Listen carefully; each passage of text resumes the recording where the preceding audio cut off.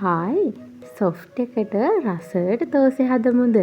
රෑ කෑමකට වගේ නම් මේක හරිම හොඳයි. එන්නකො හදන විදිය බලන්න. මුලින්ම උඳු පිටි ග්‍රෑම් 300යි කඩේ පිටි වුණත් ප්‍රශ්නයක් නැහැ. හාල් පිටි ග්‍රෑම් 200යි පාන් පිටි ග්‍රෑම් 100කුයි ගන්න. මම මේ හදන මිශ්‍රණය ගෙදර 6 දෙනෙක් වගේ හොඳට බඩ පිරෙන්න කෑවා. ඊට පස්සේ ඊස් දාගන්න ඕනි. ඊස් තේ හැන්දයි ලුණු රස අනුව දාගන්න. දැන් දිය කිරි දාලා හොඳට මේක අනා ගන්න ඕනි. පොඩ දිය කිරි දදා අනා ගන්න. මම නම් දිය කිරි මිටි කිරි එකට අරගෙන තියෙන්නේ. ඒක නිසා කිරි රස වැඩි. ඔයාලා කැමති විදිහකට අනා ගන්න පුළුවන්. මේ පෙන්නනවා වගේ පොඩ දදා අනා ගන්න තමයි තියෙන්නේ. මං ඔයාලට පදම පෙන්නන්නම්කෝ.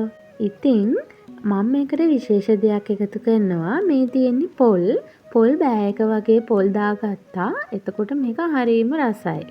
මේක අපේ ආතම්ම හදන විදිහක්. එයා හදන්නේ මෙන්න මේ විදිහට.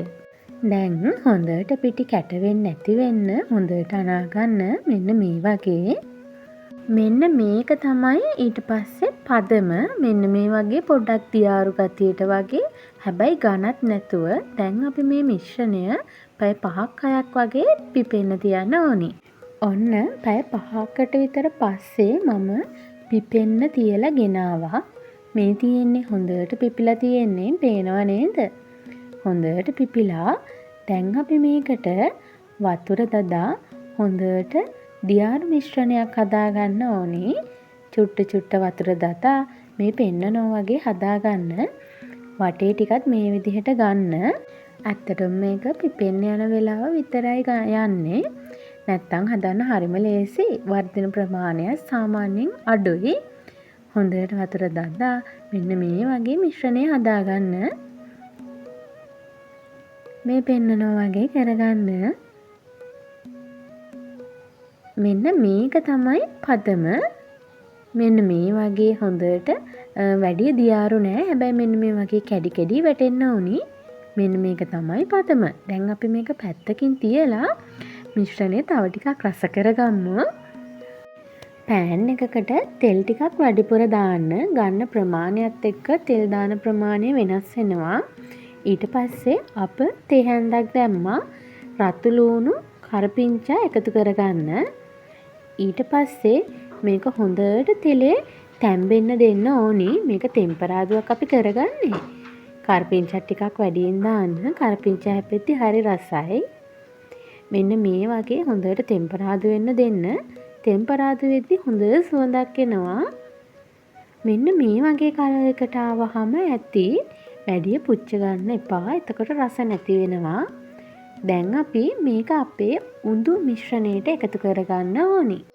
දැන් මේ දෙක හොඳට කවලම් කරලා පදම හදාගන්න. වතුර මදි නම් වතුර පොඩ දාලා මේ පෙන්නන ගානට හදාගන්න. මේ වගේ තමයි පදම එන්න ඕනි. ඊට පස්සේ පෑන් එකක් ලිපේ තියාගන්න. ඒකට තෙල් ටිකක් ගාලා ඒකට තෝස මිශ්‍රණය දාගන්න ඕනි. මම මේ පෙන්නනවා වගේ ඔයාලා හදාගන්න.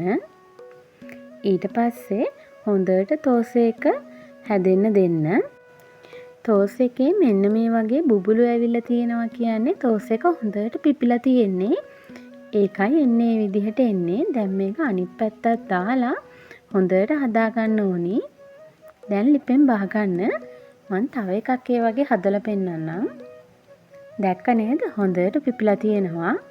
තෝස මිශ්‍රණය හොඳට පිපුණාම තමයි මේ වගේ සොෆ්ට් එකට ගන්න පුළුවන්. එතකොට තමයි තෝස එකේ රස එන්නේ. ඔන්න ඉතින් මේ තියෙන්නේ මම හදාගත්ත රසම රස තෝස ටික. මේක ඇත්තටම හරිම රසයි. ඒ වගේම හරිම සොෆ්ට්. ඔයාලත් හදලා රස කොහොමද කියලා පහලින් කමෙන්ට් එකක් දාගෙන යන්න. ඒ වගේම යාළුවන්ට ෂෙයා කරන්නත් අමතක කරන්න එපා.